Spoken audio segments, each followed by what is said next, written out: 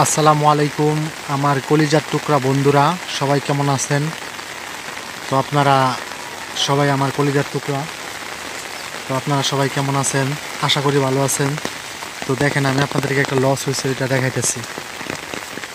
তো দেখেন, এই যে জমিটার মধ্যে জ্বালা ফালানো হয়েছে, দেখেন এই যে জ্বালা ফালানো হয়েছে, কিন্তু আপনার বন্যার পানিতে জ্বালা সব নষ্ট হয়ে গেছে।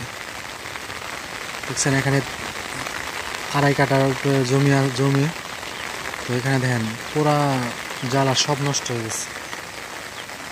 তো পানিতে সব পচে গেছে, বা দেখেন যেগুলো হয়েছে ওগুলো সব মরে যেতেছে বন্যার পানিতে। পানি আস্তে আস্তে কমেই না, তো পানি কম না দেখে পানি এই জন্য নষ্ট হয়ে যেতেছে।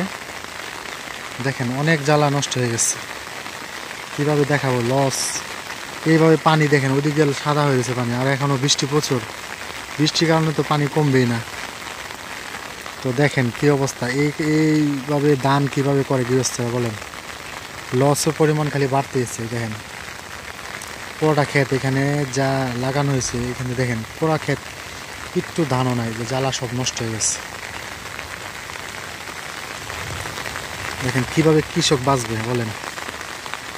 আমি আপনাদেরকে আরও দেখাই পুরো ক্ষেতটা ঘুরে, তো আপনারা বুঝতে পারবেন আমাদের কলিজার টুকরা বন্ধুরা।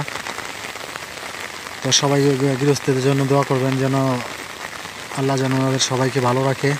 আর আমার ভিডিওটা যদি ভালো লাগে আপনাদের, তাহলে সবাই শেয়ার করে দিবেন, লাইক কমেন্ট করবেন। জ্বালা যেভাবে নষ্ট হইতেছে, কিন্তু কী করার। এটা কি কোনো সফল হইব কি না, কি দেখাইবেন, জানাবেন, ঠিক করা যাবে কি না। দেখেন পানি এখনও বাড়তি আছে। তো সবাই ভালো থাকবেন, সুস্থ থাকবেন কলিজার টুকরা বন্ধুরা। আসসালামু আলাইকুম।